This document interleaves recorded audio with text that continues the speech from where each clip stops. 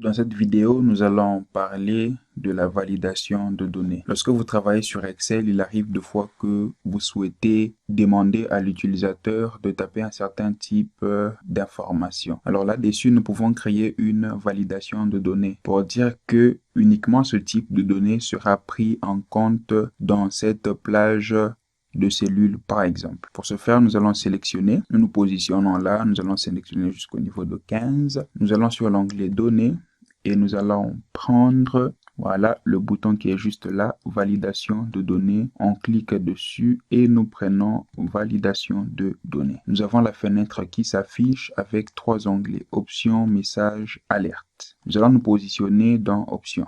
Qu'est-ce que nous voulons autoriser dans les cellules que nous avons sélectionnées? Voilà, nous allons dire que nous voulons par exemple autoriser les décimales. Voilà, nous sélectionnons.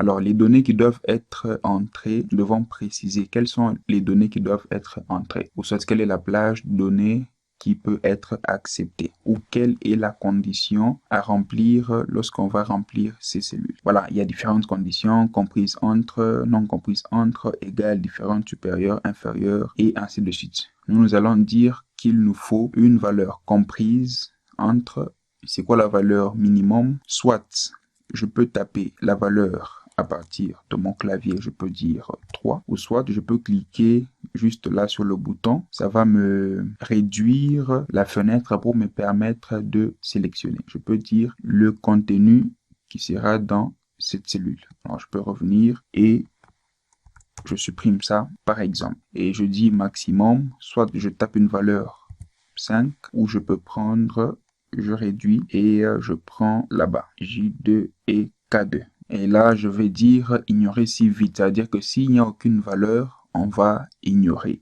Mais dès que nous allons décocher, ça va faire que on va obliger à l'utilisateur de toujours saisir quelque chose. Donc, s'il ne met rien dans la cellule, il y aura un message d'alerte. Alors là, nous allons mettre un message de saisie. Bon, le message, c'est vous qui définissez. Et là, vous pouvez dire quand la cellule est sélectionnée. Donc, ça fait que il y aura un message qui sera affiché pour que l'utilisateur sache exactement ce qu'il doit saisir dans les cellules. Nous avons des alertes d'erreurs de différents types. La case qui est là, on dit quand les données non valides sont tapées. C'est-à-dire que si les données qui sont tapées ne correspondent pas à la condition qui a été écrite, il y aura ce message ou cette alerte d'erreur. Alors, il y a différents types que vous pouvez sélectionner. Soit une information, soit un avertissement, soit un stop. Quand vous prenez avertissement, le symbole change. Quand vous prenez information, le symbole change. Alors, stop, ça veut dire qu'aucune action ne sera prise en compte. On peut mettre un message. Donc, on garde ça comme ça et on va faire OK. Alors, vous voyez déjà le message qui s'affiche là-bas. On nous dit attention, valeur à respecter, s'il vous plaît. Voilà. Et puis, dans J2 que nous avons défini, nous allons mettre 2. Et dans K2, nous allons mettre 10. Voilà. Dès que je reviendrai au niveau de mon temps, si je tape 1, on me dira message d'erreur, vous avez tapé des valeurs non correctes, veuillez essayer s'il vous plaît. Soit je peux annuler, je tape 1 encore. Voilà. Soit je peux réessayer, je vais mettre 4. Pourquoi est-ce que 4 a été pris en compte? Simplement parce que 4 est compris entre 2 et 10. Mais si par contre je mettais 11, on me dira réessayez s'il vous plaît, simplement parce que la condition n'a pas été respectée. Annuler. Alors je vais resélectionner ceci, je reviens au niveau de données, validation de données. On va changer les paramètres. On va dire minimum de 1 et maximum de 10. On va essayer avec 15. Erreur. OK. 0. Erreur. 4. C'est bon. Alors, dans cette seconde partie, nous allons voir comment est-ce que nous pouvons faire que les éléments qui sont dans cette liste puissent faire partie d'une combo box, donc pratiquement une liste déroulante. Alors, je vais resélectionner ceci, je reviens au niveau de données, je vais au niveau de validation de données. Cette fois-là, on va dire que nous allons prendre une liste. Alors, quelle est la source de cette liste? Je vais réduire et je vais dire que tu vas prendre ça comme source. Je ferme, message d'erreur, on peut dire plutôt message de saisie. Alors, comme message de saisie, on peut mettre attention, uniquement les valeurs de la liste. Message d'erreur, on peut mettre un avertissement. Avertissement. Bonne valeur, s'il vous plaît. Donc, ça, c'est vous vraiment qui avez le choix de la configuration. Je fais OK.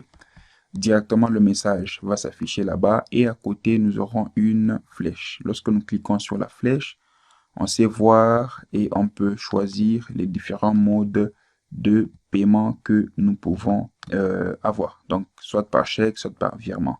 Donc, ce que vous avez ici provient de la liste qui est juste à côté. Mais il peut se faire qu'on veuille ajouter un autre élément à la liste qu'on n'avait pas prévu au départ. Alors, si par exemple, je venais mettre ça là-bas, je reviens pour vérifier, espèce n'est pas ajouté. Si je reprends espèce, je maintiens, je clique et je mets au-dessus de chèque. Voilà, cellule contient déjà des données. Annuler. Alors, ce que je peux faire, c'est que je me positionne là, je maintiens Shift, je prends et je ramène au-dessus de virement. Je lâche le bouton de ma souris et je lâche la touche Shift de mon clavier. Alors, quand je vais revenir ici, je vais remarquer que espèce a été ajoutée. Donc, pour que une nouvelle valeur que vous voulez ajouter soit prise en compte, vous la notez d'abord, vous maintenez au-dessus de votre sélection et vous allez placer cette valeur-là entre les éléments. Ne la mettez pas au-dessus, ne la mettez pas en dessous, cela ne sera pas pris en compte. Alors, ce que vous pouvez faire, c'est que vous récupérez cette partie, vous faites un CTRL X, vous créez une nouvelle feuille, un CTRL V, et je fais un clic droit, masquer la feuille.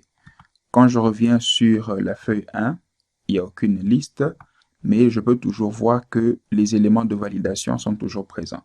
Ça vous permet par exemple de créer une liste où vos utilisateurs ou même vous-même pouvez venir checker et valider les éléments sans forcément avoir l'origine ou la source de la liste à la vue. Donc ça, ce sont des éléments de validation de données qui peuvent vous servir lorsque vous travaillez sur Excel.